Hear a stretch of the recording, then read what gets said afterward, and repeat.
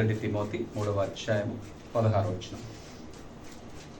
నిరాక్షేపముగా దైవభక్తిని గూర్చిన మర్మము గొప్పదై ఉన్నది. ఆయన శశరీరుడుగా ప్రత్యక్షుడాయను, ఆత్మ విషయమున నీతిపరుడని తీర్పు వాక్యం ఏమని మాట్లాడుతుందంటే, నిరాక్షేపముగా దైవ భక్తిని గూర్చినటువంటి మర్మము గొప్పదై ఉన్నది. డివినిటీ, డివైన్ మిస్టరీ చాలా ఆశ్చర్యకరంగా ఉంటుంది. దైవ సంబంధమైనటువంటి మర్మం. దేవుడు నిరాక్షేపముగా దైవభక్తిని కూర్చున్నటువంటి మర్మము గొప్పదై ఉన్నది. ఆయన శశరీరుడుగా ప్రత్యక్షమాయను. దేవునికి శరీరము లేదు, దేవునికి ఒక ఆకారము అమర్చడానికి అవకాశం లేదు. ఎందుకంటే సమస్త సృష్టి ఆయనలో కేవలము ఒక నీటి బిందువుగా కనపడుతుంది. మరి ఈ సృష్టి ఆయనను ఎలా సృష్టించగలుగుతుంది? శశరీరుడిగా ఆయన మన మధ్యలోకి రావాల్సి వచ్చింది.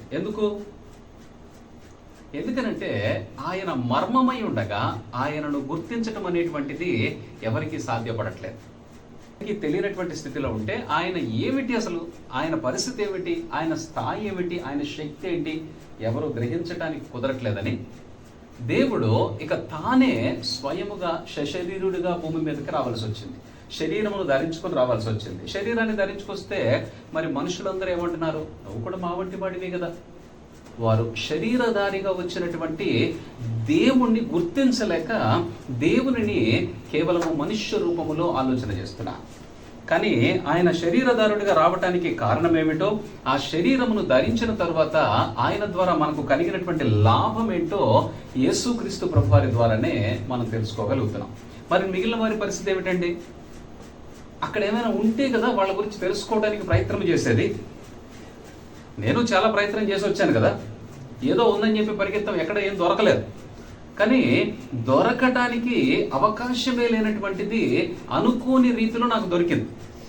నేను అసలు అప్పటి వరకు తెలియనటువంటి, ఆరాధించినటువంటి, అప్పటి వరకు చూడనటువంటి దేవుని యొక్క సత్య గ్రంథము నాకు లభించడం జరిగింది. తద్వారా దేవునిని తెలుసుకోవడం జరిగింది.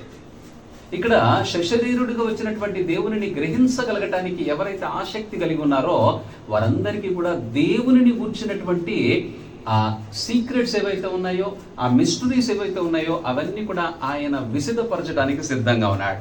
దేవుడు ఏమై ఉన్నాడు అని అంటే మనం ఏం చెప్తున్నాం? వాక్యమై ఉన్నాడని చెప్తున్నాం. దేవుడు ఏమై ఉన్నాడు అని అంటే ఏం చెప్తున్నాం? దేవుడు సత్యమై ఉన్నాడని చెప్తున్నాం. మరి దేవుడు ఆత్మై ఉన్నాడని కూడా చెప్తున్నాం.